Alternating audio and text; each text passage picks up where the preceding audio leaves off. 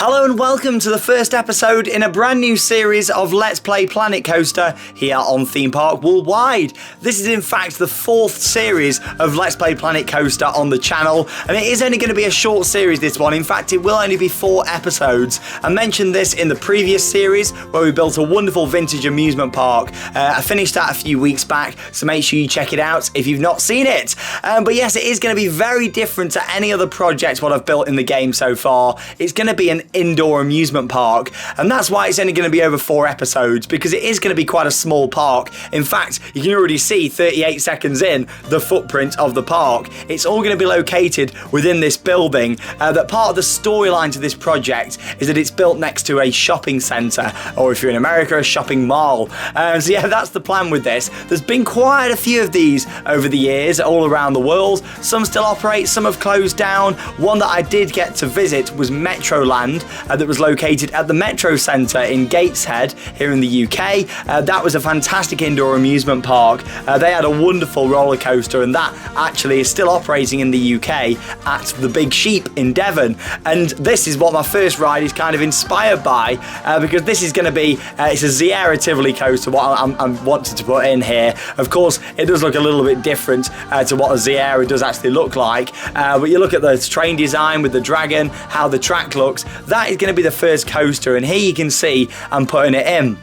In terms of lots of other rides coming into here, there's going to be a mix of thrill and family rides, looking at installing around 15 rides inside this space. And you might be thinking, blimey, that is a lot of rides to try and cram into this area. And that is the key word, cram in. Like I say, this is very different to what I normally do. It's not going to be about sort of massive open areas with lots of theming in between. There's going to be a lot of theming in this park, but it's all going to be quite close together. You're going to be able to see other areas from within other parts of the park and that sort of style. But yeah, this is going to be inspired by some of these famous shopping mall amusement parks and just indoor parks in general out there around the world. Another one that springs to mind is Toverland, the original Toverland anyway, before they expanded and built Troy and Booster Bike, and of course the new entrance Port Laguna and Avalon with their B&M Wing Coaster Phoenix. You know, it opened just as an indoor park, like it was an indoor warehouse with one Vekoma coaster and various different flat rides, and look where they've expanded to now.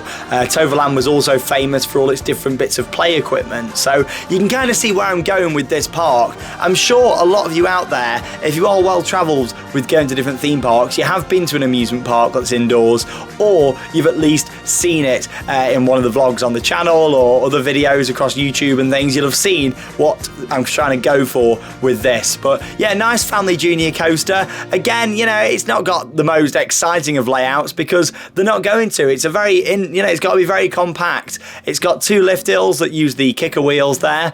Of course, it needs that second lift hill just to give it a bit of extra speed to get it back to the end. And if you have been on the roller coaster at the Big Sheep, which is called Rampage, you'll see where I've got my inspiration from for this. Here's a bit of on-ride footage then. A few minutes in, the building's already up. We've already done the first coaster. Like I say, that's why it's only a 4-part series. There we go, up into a bit of airtime there. Whee! Bear in mind, this is going to be the signature family coaster. It runs all the way through and will fit in with the different areas. It is going to be split into themed areas. There's going to be 4 of those within this area, and I'm sure you're all intrigued to see how I'm going to put that together. Up that second kicker wheel lift hill. There we are, a little bit of hang time there at the front. I generally prefer these coasters on the back, to be honest. And down we go. I might have to edit a little bit of this layout at the end depending on what other rides get put in, but that's just the basic layout of it for now. I can always go back and change it. Feel like maybe the helix would work there at the end, but I'm not too sure yet. We will see. But there you go, that's the first coaster in. Second ride that I'm installing is an indoor log flume. Now this very much inspired by the Adventure Dome at the Circus in Las Vegas. They had a big indoor water ride. I'm not too sure if it still operates anymore, but I did see it when I was there. It was SPNO, but that did make me realise, oh, something like that would work really nice inside this park. And so that's what I'm installing just here. It's going to only have 1 drop, which I've already installed just there. It'll interact nicely with the second drop there of the Dragon family coaster, and it's also going to have an indoor dark ride section. Now you might be looking at all this at the moment and thinking, oh my god, like a lot's happened in here in like less than 5 minutes, but that is what this is going to be all about. I'm not going to be taking as much time explaining things in this series as my previous ones, mainly because it's a quick build to get into the next major park, which is going to be this World's Fair Park that I've already started a little bit of work on, a little bit of early preparations, and I'm really pleased with what I've got so far, and I think you guys are going to love it. It's definitely going to be, in my opinion, the most detailed and best park that I've built so far. So many different things coming to it. Of course, we've got a new DLC what's just come out with some more new rides as well. That's great. Some of them rides would have fit perfectly in the vintage park, but you know, these things happen. You can see there on the log flume where there's going to be some nice dark ride sections there as well, and all that will come later on. The key with this is putting in quite a few of the rides first, just to get a feel for how much space I've got in the park before I start thinking about food outlets, toilet facilities, guest services, and that all-important theming. This will be heavily themed. The walls and everything, you won't hardly be able to see them. Any that you do see, I'm going to colour blue later on, just to sort of blend it in and make it look like the sky. Didn't want to do that initially because I don't want it to sort of put me off in terms of different themes. I thought, let's just have it all a nice sort of neutral like brown colour, and yeah, then I can change the colours from there. Here's a bit of on-ride footage then from this log flume. And likewise with the other series, this is going to be interactive in terms of deciding the names for the different rides. I have already finished building a lot of the rides within this park, so it's not going to be as interactive in terms of suggesting what to be built, but don't worry, the World's Fair Park will be fully 100% interactive, more so than ever. So yes, make sure you do stay tuned to that. That will be coming online in a few weeks' time. This series is not going to span on for too long. There's 4 episodes. This is the first one. There's 3 more to come, and then we'll be straight in with the World's Fair Park. This one I was hoping to start last week, but I've had that much stuff going on the channel, as you've probably seen, with lots of different vlogs. Obviously every Friday we do the theme park news show, so yeah, it's been a bit crazy really. There's so much going on at the moment. Been out to Italy, so check out them vlogs if you've not seen them. This whole top section here will again feature more dark ride elements just at the top there, various different animatronics, a themed building around there, and yeah, I'll talk more about the themes in the next episode, in episode 2.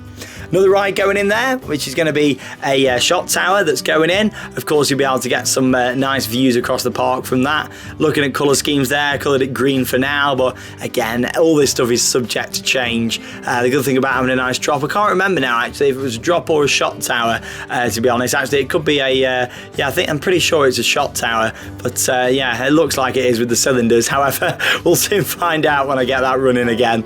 It's been a few weeks since I actually filmed all of this, you know, so it's about sort of getting it all out there and putting it together. But this was just really whilst I was building the other park, it was about sometimes you need a bit of a creative break, don't you? So I thought whilst I'm still finishing off my vintage park, I'd already started building this project, and obviously I'm just narrating it now and putting it all together to go online for you guys.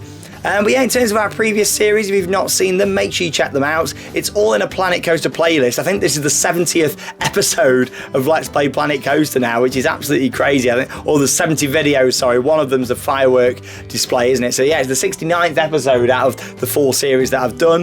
Obviously, check out that original park that I did, which was a nice mega park called Volcano Springs. Following that, I did a nice studio park that went down really well. Then the vintage park, and then of course we're here with an indoor next to a shopping mall style amusement park. Right, you've probably noticed another ride going in, which is going to be a nice traditional Schwarzkopf looping coaster that I wanted to put in here. Quite an intense ride, some good theming. There is a park, I can't quite remember the name of it now, I've just had a blank moment, but yeah, there's a park out there. I think it's somewhere in Canada what has got a Schwarzkopf looping coaster inside, and it looks insane. It's quite intense as well. You might recognise the inspiration for this from the Munich looping, as it's known when it comes to the UK for Winter Wonderland, but as it's known out in Europe, Olympia looping. That's kind of what we're going for here with a nice looping coaster. You might notice here I had a bit of an epic fail whilst I was doing this at the moment. You can see all the way down the drop I've actually put kicker wheels for some reason. I don't know why I did it, But yeah, I do actually take them out at a later stage. Don't have a clue why they're still there. Obviously, I was just a bit distracted, getting a bit too excited with the layout. But yeah, I do take them kicker wheels out. Like I say, I don't play this to sort of teach everyone how to play the game. It's just me having a bit of fun, playing Planet Coaster, using my inspiration from the parks that I've visited to make something quite special. You know, I don't make these as tutorials, so to speak. It's more a bit of fun, having a laugh with it. I don't take it too seriously, and mainly keep them suggestions coming in. However, for the next part, the World's Fair Park, it is starting to look very, very serious, and I'm really looking forward to sharing that all with you in a few weeks' time. But yeah, it's coming together nicely. I'll leave you a little bit of music and let you enjoy a little bit more of the construction taking place on this looping coaster, and then I'll be back with you shortly.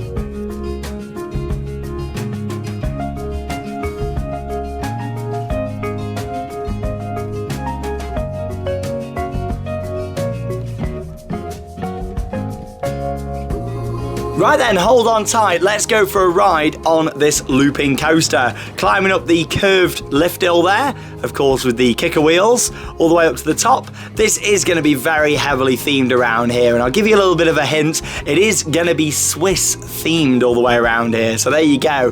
What do you think you can expect around it? Comment down below, and yeah, you'll see if you're right at the start of episode 2.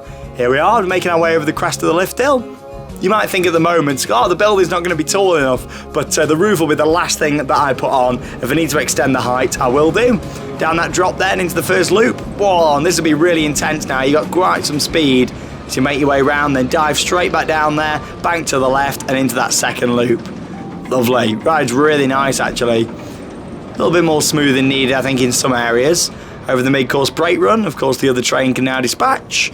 Make its way up the lift hill, down we go. There'll be lots of theming around here. You can kind of imagine with it being Swiss themed, there's going to be a lot to look at. Making our way round. Whoa, a little bit more banking needed there, I think.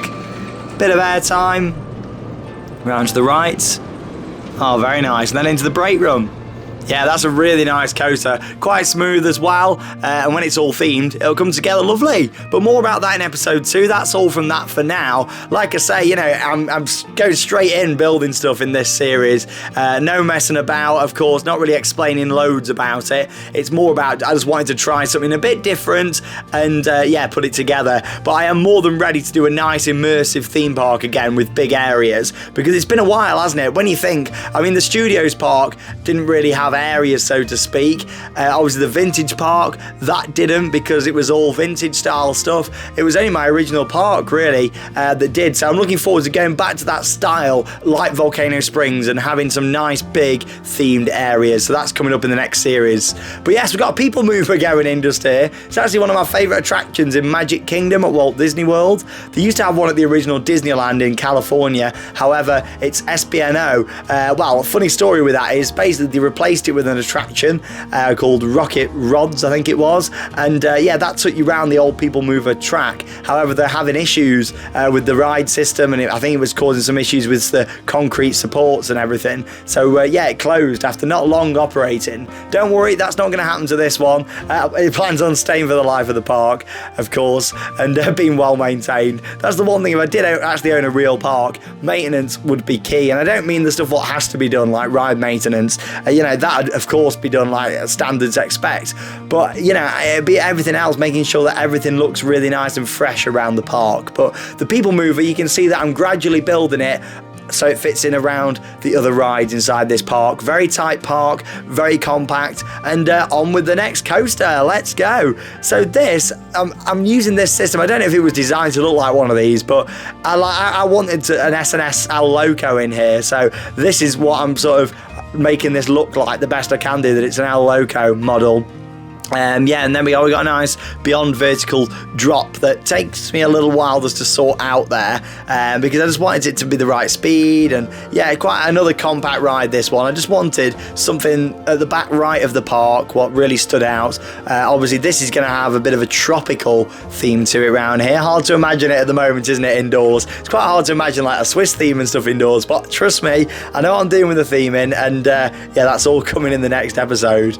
Yeah, you can see that nice beyond vertical there. Oh, just doing a few tweaks to it, climbing up the lift hill. Of course, that's the beauty of this game. You can keep sending the train round, so you can really see how you want it. At that point, I was debating just having it as a steep drop and not a vertical. But then I think I got it right, and I thought, you know what? Yeah, let's just leave it be there. That's all right. So obviously, you can see another train making its way down. Yeah, it runs a really good speed, and I'll show you a POV of that in a couple of minutes as well, once that's complete. Obviously making our way up from that. And we are a little bit of airtime before we're going to bank down to the right now, where it's going to go quite down low to the ground. Again, this section took a lot of tweaking. It's hard when you set yourself a boundary like this, because obviously you've got the walls at the side and at the back.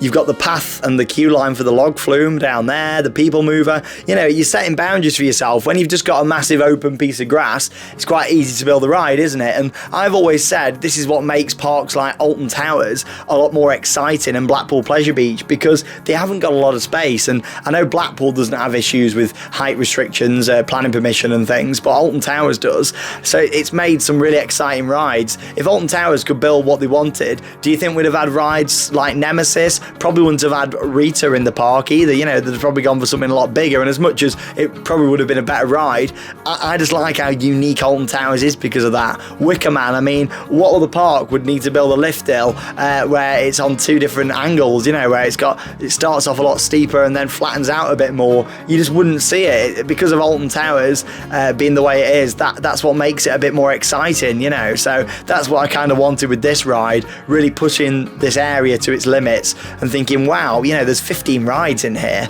and that's only a guideline, as to what I wanted in there. You'll have to stay tuned to the series to find out if I do manage to get 15 rides in this area, but so far I think it's going quite well. you know, not quite 20 minutes in yet, and we've already done a lot in this park. You know, it's coming together really quite quickly. The theming's what's going to take the time. Like I say, it's going to be heavily themed. There's going to be a lot of indoor trees and planting and stuff in here. So yeah, like you imagine it if it was a real park, obviously there'd be a lot of work to make sure that all your planting and things was going to stay alive, because, you know, you don't want to use all plastic stuff, you know. You want real, a bit like a greenhouse style, you know, inside. That's what we're going for. You can see here it takes me a little while to work out how I want to do this turnaround section, just because of how tight the space actually is. It's quite a short layout for this coaster, but I think it's alright. You know, it's got that one moment there where it turns you upside down. Would you class that as an inversion or not? I don't know, probably not, but the train does go upside down and then come straight back out of it, so I don't know. It's a bit like the Immelman on Icon, isn't it, really? Like, do you class that as an inversion or not, really? You know, like, yes, an actual Immelman is an inversion, but is the one on Icon at Blackpool Pleasure Beach, because yes, it does invert you, but then it's a bit like that where, you know, you then go straight back down. So I don't know, I'd like to know your thoughts on that. Comment down below. But yeah, as you can see, it is coming together nicely, and keep putting the bits of track round. Another reason really why I wanted to do this park was just because it's something a little bit different, isn't it? I mean, I have seen people try doing indoor parks and stuff before, and they've looked great, and I just wanted to do my own sort of take on it. And because I've been to a few indoor parks, and Toverland's one of my favourites out there actually. That's located in the Netherlands. I love it over there, and me and Charlotte will be back there in July as part of a Netherlands trip. But yeah, like, I just like the whole idea of having an indoor park, and I think it's something what the UK really lacks. I mean, once Metroland closed up in Gateshead, what, about 10 years ago now, it's crazy really to think like how little there is indoors. I mean, a park like Alton Towers would really benefit from a huge indoor area, to be honest. Obviously Cloud Cuckoo Land's pretty much dormant now. That whole area up there would benefit from a huge indoor segment that could open all year round. I think it would be really nice. But let me know your comments down below. Let me know your thoughts. Let's go for a little ride on this. You'll see magically there the colour of the track has just changed. It got shipped in from the manufacturer yellow. Didn't like it, so I've painted it blue. So here we go. It's going over the top of the lift. You can see it banks down a little bit there to the left. Straight down, no holding brake, nothing like that. Straight into that drop. Wow, very nice. A little bit of air time there. It needs smoothing out in some sections, this, but that'll come at a later date. Whoa, that's quite weird, that element, isn't it? Around we go. Yeah, it doesn't look like the smoothest ride, this, does it? Never actually built one of these before in the game, so we'll try something a bit different. And up we go. But yeah, there we go. It does what it says on the tin.